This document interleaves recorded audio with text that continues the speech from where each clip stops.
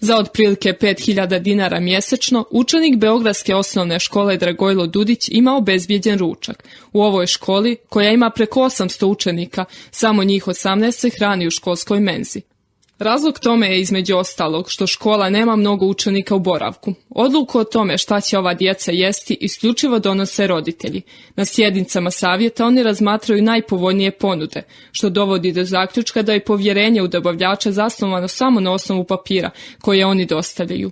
Direktor osnovne škole Dragojlo Dudić, Marko Anić, kaže da je zbog toga ta odluka uvijek pod znakom pitanja. Praksa je da oni sa svojim sertifikatima garantuju da su to što jesu, da dovoze hranu u specijalnim posebnim kontejnerima. Da li je sve ovako, sanitarni inspektori provjeravaju 4 do 5 puta godišnje. Međutim, u posljednje 2 nedelje školu su posjetili čak 2 puta, to jest nakon trovanja beogradskih osnovaca. Ista situacija je i sa dobavljačima. Školi, koju smo posjetili, ali i za 30 drugih, hranu priprema catering služba Šareni mačak. Direktor Saša Gočmanac tvrdi da je njegova hrana sigurna. Morate da imate 5 dobavljača, jednog konkretnog dobavljača za meso, jednog konkretnog dobavljača za pasulj, za pirinač, 3. konkretnog dobavljača za sitnice ostale ili 5. za brašno. Razumete? Morate da vrlo je bitna konstantnost. Hrana koja se dostavlja u škole okarakterisana je kao hrana visokog rizika i to iz 2 razloga, kaže šef katedre za upravljanje bezbjednošću i kvalitetom hrane na Poljoprivrednom fakultetu Andreja Rajković. Razlog je što se zaista daje deci, drugo što se daje velikom broju korisnika, odnosno velikom broju dece. Samim time bilo kakav nedostatak, odnosno manjkavost u smislu bezbednosti u toj hrani će imati refleksiju, utjecaj na veliki broj konzumenata, odnosno dece u ovom slučaju. I dobija se automatski velika verovatnoća da će pojava kontaminanta u hrani imati ozbiljnije posljedice. Iako savjeti roditelja u osnovnim školama znaju koliko je bitno da hrana koju jedu njihova djeca bude kvalitetna i sigurna, oni se do sada nisu interesovali da obilaze kuhinja za proizvodnju hrane. Potreba za tim javila se tek nakon masovnog trovanja djece. Ministarstvo prosvjete je predložilo osnivanje komisije u okviru savjeta roditelja.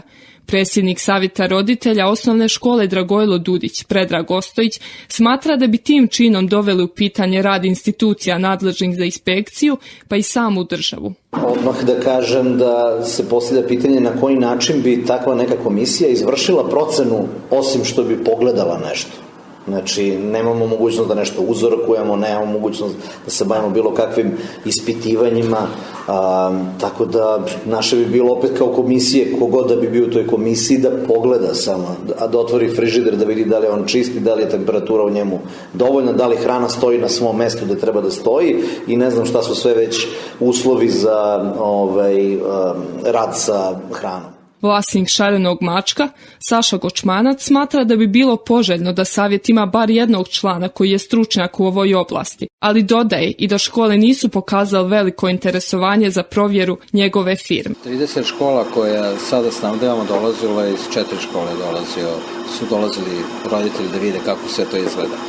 I još jedno 10 savjeta roditelja rekao da nema nameru da dođe. Samo sam sa jednom školom doživio da je neko došao ko je znao otprilike kako to izgleda. Kada se radi o zaštiti kontroli hrane, ne postoji apsolutna bezbjednost i određeni rizik se mora prihvatiti. Trebalo bi da postoji više preventivnih mjera, a manje kontrole krajnjih proizvoda, smatra profesor Andreja Rajković. Prevencija je upravo u dobroj higijeni, u dobroj kontroli sirovine, u dobroj kontroli i obučenosti ljudi koji se proizvodnjom hrane bave.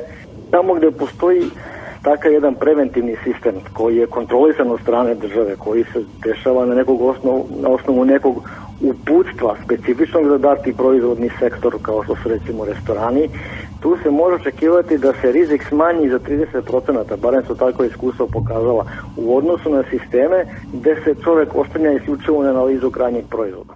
Od 10 škola koje smo kontaktirali, samo jedna je prihvatila da razgovara na ovu temu. Dobavljač hrane Lido, koji snadbijeva više od 120 škola i vrtića, odbio je razgovor pod izgovorom prezauzetosti osoblja. Iz Ministarstva poljoprivrede, koji su direktno odgovorni za kontrolu hrane, kako su nam rekli, nisu uspjeli da nađu osobu koja bi znala da odgovori na naša pitanja.